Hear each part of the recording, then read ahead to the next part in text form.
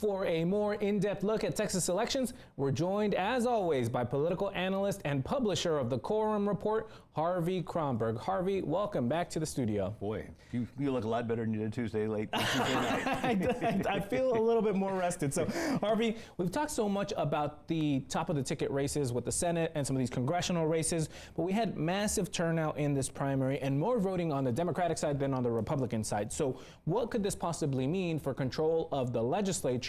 And can Democrats use that to get their people to go vote all the way down the ballot? Well, use it as a base of reference 2018, which was another high water mark for Democrats. Beto O'Rourke was at the top of the ticket, and there was national money in 2 congressional races. And what that did was flip 12 House seats to the Democrats. Most of us were anticipating 4 to 6. Took everybody by surprise, reconfigured the Texas House, and I have to say that in 2019, it was a very good legislative session because Republicans actually had to look over their shoulders at Democrats. Harvey, you're the pro, but remind me, did they have straight ticket voting back? I think they did in 2018, so it could be different. It'll really be on the Democrats to make sure their voters go all the way down the ballot, right? Well, yes, but I think that the wind is at the back of the Democrats right now. Anybody that votes on the Democratic ticket is pretty much committed as an anti-Trumpster in some form or fashion.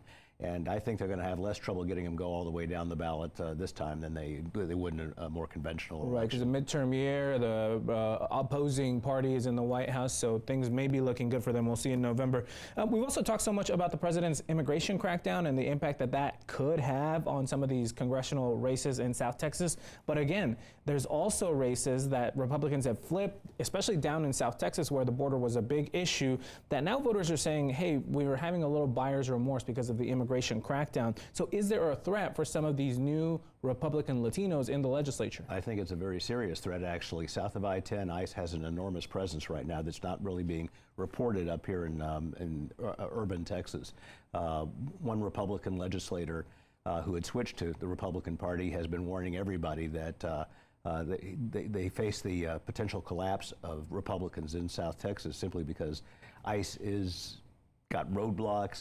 They're in everybody's face all the time.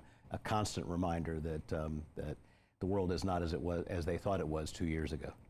And we were also watching a race that involved Ken King, Representative Ken King, a member of House leadership. He was in a dragged-out battle with John Browning, an ultra-conservative backed by Tim Dunn.